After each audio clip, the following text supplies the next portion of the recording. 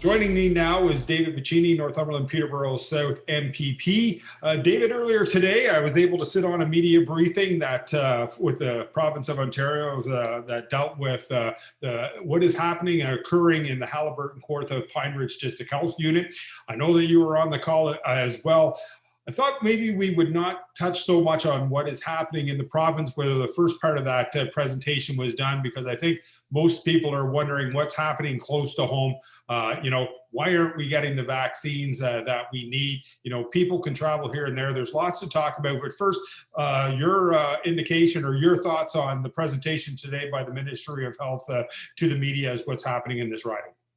Yeah, thanks, Mark. Well, first of all, I think it was important to hear directly from the doctors and the leads at a ministry level. Dr. Heyer, who is on, Dr. Dirk Heyer, who's doing a phenomenal job with the rollout in support of that.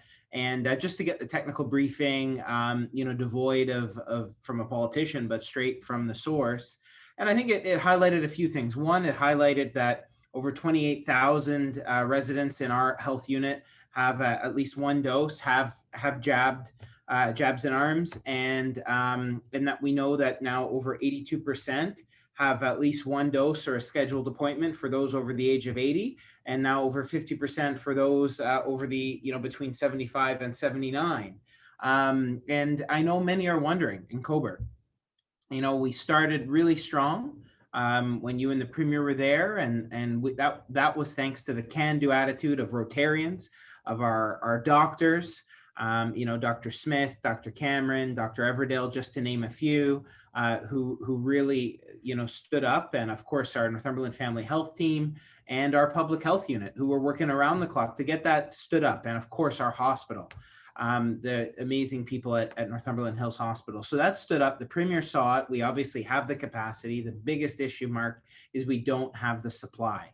And really, I have to be very direct here. This stems from an utter and abject failure on the part of the federal government to hitch our vaccine initial procurement to a failed CanSino deal with Beijing. And for the life of me, when Israel, United States, European countries were working closely with Pfizer on the horn with the CEO of Pfizer, we were hitching our fortunes to Beijing. So that's shocking, but that's in the past. Moving forward, we know, Premier Ford and a number of other premiers have gotten on the phone with Pfizer. We're seeing additional shipments and full credit. I want to be balanced here. Credit to the federal government. In June, we're getting more, but that's June. Today, we're in the last day here in March. And so we've got a lot. We've got a lot more that needs to be done. And we know that we have the capacity to do it. We're not operating at capacity in Cobourg. We know that. We also have Trent Hills coming online, Fenelon Falls, Minden, Haliburton, just to name a few in our health unit. Again, we don't have the supply to get jabs in arms. And with family health docs and pharmacies coming online this month, we still don't have we don't have the Health Canada approval for the AstraZeneca to go in for the latest shipment, and that requires regulatory approval. And I just want to read to you, because it's important we stick to the facts. I'm quoting Health Canada's own website as of today, and I quote for our AstraZeneca, and that's the basis behind the fridge stable vaccines in our pharmacies and for our family health practitioners. These vaccines will only be released to jurisdictions once Health Canada has completed the required regulatory authorization. Timing of deliveries to jurisdictions may therefore change. And on their own website, they're speculating on a March 29th delivery. Well, it's March 31st. We haven't seen them. We know that Moderna was delayed, and we know this week alone, we can only count right now vaccines we've received 36% of what we were told we would receive. So those are the realities, and that's the realities that our healthcare heroes on the front line have to deal with. That's what HKPR has to deal with. That's what the docs who have given of their time and on top of their day job to vaccinate residents, they have to deal with that instability. So it's logistically very challenging, but there is light at the end of the tunnel, hope on the horizon, and all levels of government are working hard to get us there.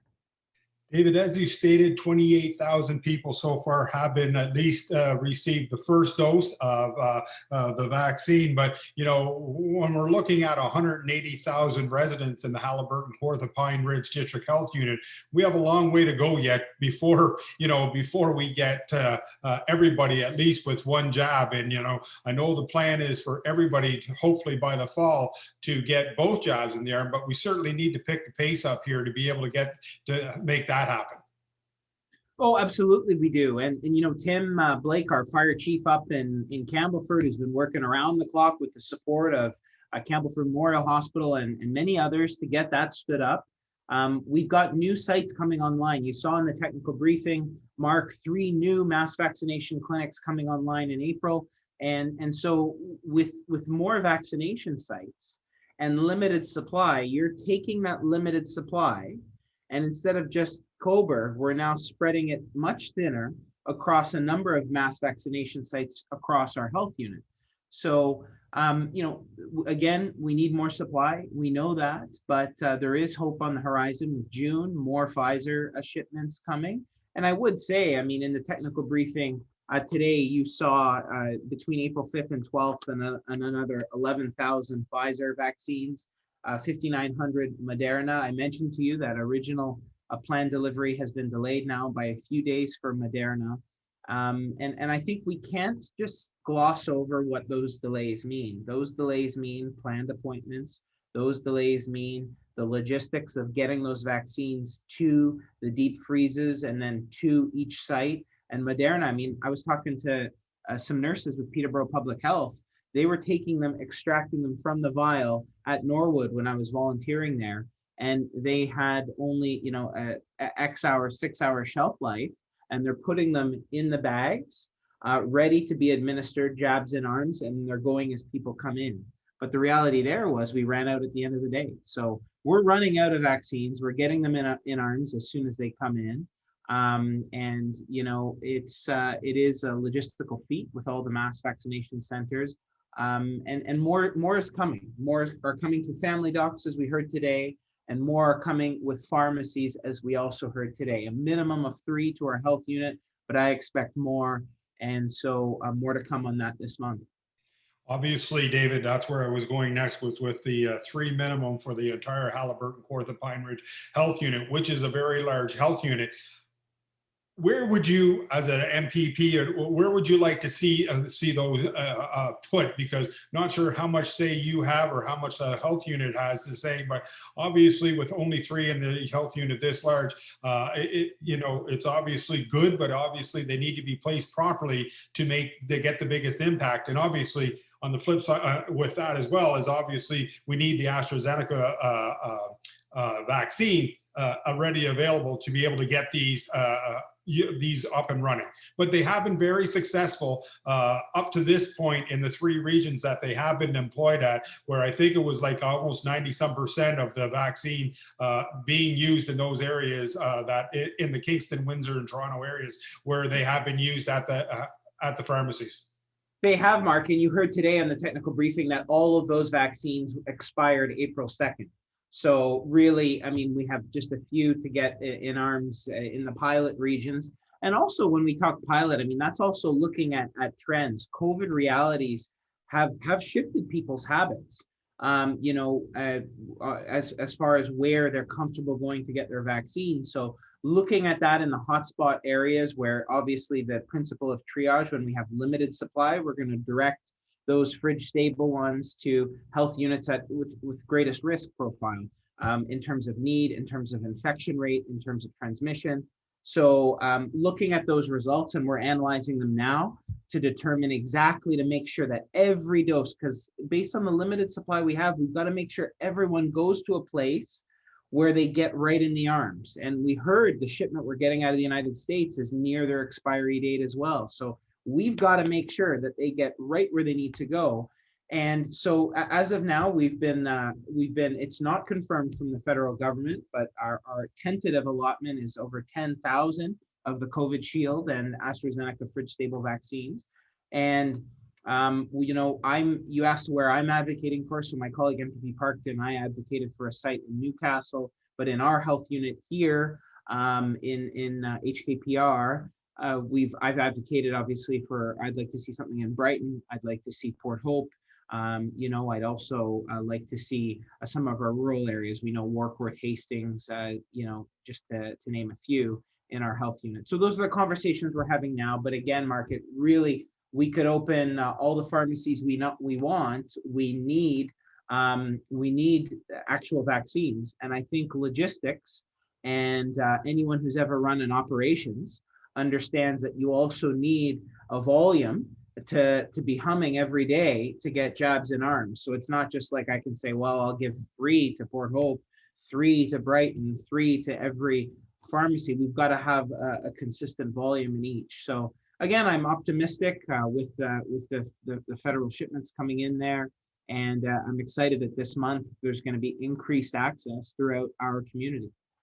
Last question to you, David, is one that stuck out to me during the technical briefing that we were on. And, it was the fact that anybody could book an appointment anywhere in the province if they choose to want to go to that area to get that vaccine. Does that not go against everything that we've tried to preach all along during this pandemic, where stay at home, stay close to home, don't travel outside your area? But now we're saying that the vaccines are here, that if you want to book an appointment, in Hamilton, that's in gray right now, you're more than able to go to Hamilton to get that shot in the arm. Well, I would say, having been on the front lines volunteering time, I haven't seen anyone from Hamilton. I mean, have we seen in Norwood someone come up from Cobourg, which is a neighboring health unit? Yes, we have. The recommendation is to continue to try and book online with, again, the limited supply. We're in a position where we've put over 2,200 agents on the call lines to respond. I mean, we're getting average wait times of 10 seconds now on that call line. Online, it's going quickly on the portal as well. So we're ready to start those bookings. But to answer your question, directly, the hope is that people stay within their communities. Yes. I'll tell you, to enforce what health units there would be very difficult. And imagine someone driving, from Brighton to Trenton or Belleville and then being turned away. I mean, ultimately, they're driving to a very secure site that is protected, following all health and protections, COVID-19 public health guidelines, and they're going there to achieve protection with the vaccine. So, having said that, one of the things, and I hope he's watching because it's a constituent out here, our online system was not showing locations fully booked. So people would say, I went online and I didn't see Cobourg, but we know there's this phenomenal facility there. Well, the reality is that booked within 60 minutes, fully booked. So now they'll be able to see the fully booked sites that's coming, and that's thanks to a constituent. So this really is a team effort. When we talk about the can-do attitude of Rotary, when we talk about that constituent who literally popped out of a car as I was on the way to a meeting here and made that suggestion, and these sorts of grassroots ideas, this is a full team effort. And I just can't thank our healthcare professionals, volunteers, everyone in our community, our municipalities, mayors, all really all rowing in the same direction. And again, we stand ready. Our community stands ready. And that's not thanks to me or Ontario alone. That's thanks to our healthcare professionals, our Rotarians, our doctors, our municipalities, our staff, all working, rowing in the same direction. We just need the vaccines.